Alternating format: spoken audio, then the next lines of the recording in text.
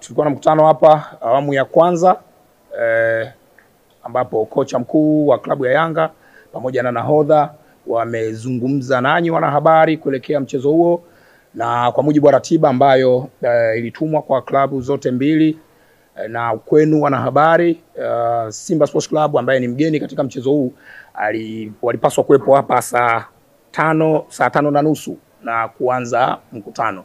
Lakini tumefanya jitihada kadhaa. Bahati mbaya sana wahusika wamekuwa hawapatikani kwenye simu, kwa hiyo tunashindwa kuelewa changamoto hasa ni nini mpaka sasa hivi, lakini bado hawajafika kwenye eneo la mkutano. Na kwa sababu hili ni jambo la kikanuni, ni jambo ambalo lina ratiba, na baada ya hapa kuna ratiba ya matukio mengine kuelekea huo mchezo, hatuwezi kuendelea kuwepo hapa mpaka jioni, ndugu zangu wanahabari. Kwa hiyo nitumie fursa hii kusema rasmi kwamba tunamaliza mkutano wetu rasmi, na kwamba taarifa nyingine zitatolewa hapo baadaye. Kwa hiyo kila kitu kiko sawa, na kwamba tumewakosa Simba Sports Club ili watueleze changamoto, kama kuna changamoto yoyote ambayo wamekutana nayo huko njiani wakiwa wanakuja au la. Kwa hiyo tunaendelea kuwatafuta, tutakapojua nini changamoto tutawajuza kupitia kurasa zetu za mitandao ya kijamii na maeneo mengine muhimu. Kuna swali na hilo jambo jamani? Taarifa ina maswali. Kiporo cha jana kinahusisha mazoezi. Kwa mujibu wa kanuni, klabu mgeni anaruhusiwa kufanya mazoezi kwenye uwanja wa mchezo angalau mara moja kabla ya siku ya mchezo. Siku ya mchezo ni kesho, na leo ni tarehe 24, na kanuni ile inasema kwamba ni muda ule wa mchezo, ambapo kwa mujibu wa ratiba yetu mchezo utafanyika saa 11 jioni. Kwa hiyo saa 11 jioni ya leo ndio muda wa kikanuni wa timu mgeni kufanya mazoezi kwenye uwanja wa Benjamin Mkapa. Lakini nimetumia neno wanaruhusiwa, halazimishi kwenda kufanya mazoezi.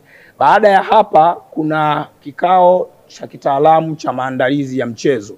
Kwenye kile kikao timu zote mbili zinakuwepo, na inawezekana uamuzi wa wao kwenda kufanya mazoezi au kutokwenda unaweza ukawa communicated huko. Kwa hiyo kwa sasa hivi hapa ninachoweza kusema ama kuwajuza wanahabari kwamba tuvute subira, confirmation yote ikishafanyika basi tutashare kupitia kurasa zetu, na nitawaalika wanahabari kwa ajili ya kufanya coverage kwenye dakika 15 za mwanzo za mazoezi ya timu mgeni.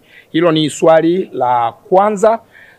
Swali la pili, muuliza swali amezungumzia swala la waamuzi. Jana tulitangaza waamuzi wa mchezo. Waamuzi wanne kutoka Misri na mtathmini wa waamuzi kutoka nchini Somalia. Ametumia neno taharuki. Mimi sidhani kama taharuki ni neno sahihi sana. Ni vile watu ni habari ambayo kutokana na upekee wa mchezo wenyewe, upekee wa tukio lenyewe, na watu wameipokea vile vile kiupekee. Amesema pia kanuni, muuliza swali amesema kanuni hazisemi chochote kuhusiana na hilo. Ni kweli. Kanuni hazizuii TFF kupitia kamati yake ya waamuzi kuleta muamuzi kutoka nje ya Tanzania kwa ajili ya kusimamia mchezo wa ligi.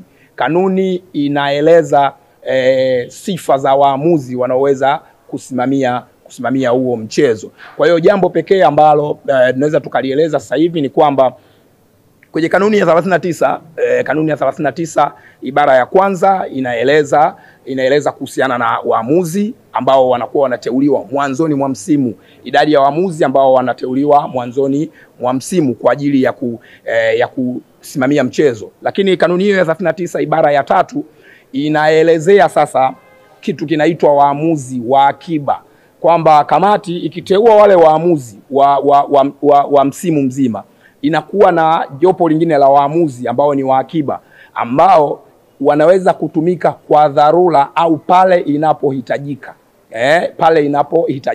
Kwa hiyo ni kanuni ya 39 ibara ya 3 ambayo inaelezea hilo jambo, kwamba kutakuwa na waamuzi wa dharura. Orodha hii ya waamuzi haijawahi kutangazwa na TFF kupitia kamati yake, wala orodha ya waamuzi wa akiba haijawahi kutangazwa kupitia kamati ya waamuzi ya TFF. wanayo wenyewe, wanaitumia, manake waamuzi wenyewe wanajifahamu, wale ambao wameteuliwa kuchezesha ligi msimu huu wenyewe wanajifahamu, na kwamba sasa tunakwenda kwenye mchezo huu waamuzi wametajwa. Kitu kingine ambacho tunaweza kukieleza ili wadau wengine wafahamu ni kwamba waamuzi walioteuliwa ni waamuzi wa kiwango cha juu sana, waamuzi ambao majina yao si mageni masikioni kwetu na wala machoni kwetu. Tumeshawahi kuwashuhudia wakisimamia michezo mikubwa ya ngazi ya klabu ya kafu, lakini pia hata ngazi ya taifa, kwa maana ya michezo ile inayosimamiwa na kafu ya timu za taifa. Lakini pia wameshawahi kufanya vizuri kwenye michezo ambayo inasimamiwa na FIFA. Ni waamuzi wakubwa, waamuzi wenye profile kubwa, wenye uwezo mkubwa, ambao kutokana na kwamba hili ni tukio lenye upekee, dabi ya Kariakoo, sherehe za kukabidhi ubingwa kwa pamoja, mambo haya mawili yametengeneza tukio kubwa sana, tukio kubwa na la kipekee. Si tu waamuzi kutoka nje, kuna mambo mengi sana yataendelea kutangazwa na kuelezwa ambayo yanaendelea kusherehesha upekee wa tukio lenyewe. Suala la klabu kushirikishwa ama klabu kuridhia halipo kwenye kanuni. Waamuzi wanateuliwa na kamati ya waamuzi ya TFF na wanapangiwa michezo na kamati ya waamuzi ya TFF.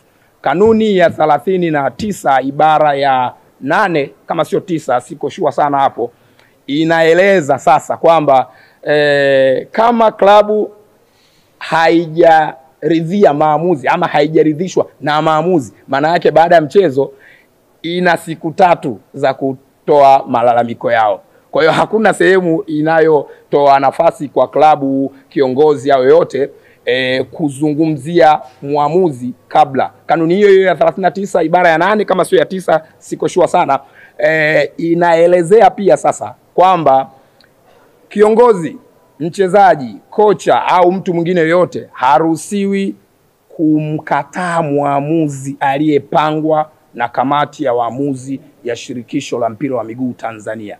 Haruhusiwi kumkataa, lakini pia haruhusiwi kumjadili wala kumshutumu kupitia vyombo vya habari. Hiyo ni kanuni ya 39 inayoelezea kuhusu waamuzi. Asanteni sana, na kufikia hapo tumekuwa tumefikia mwisho.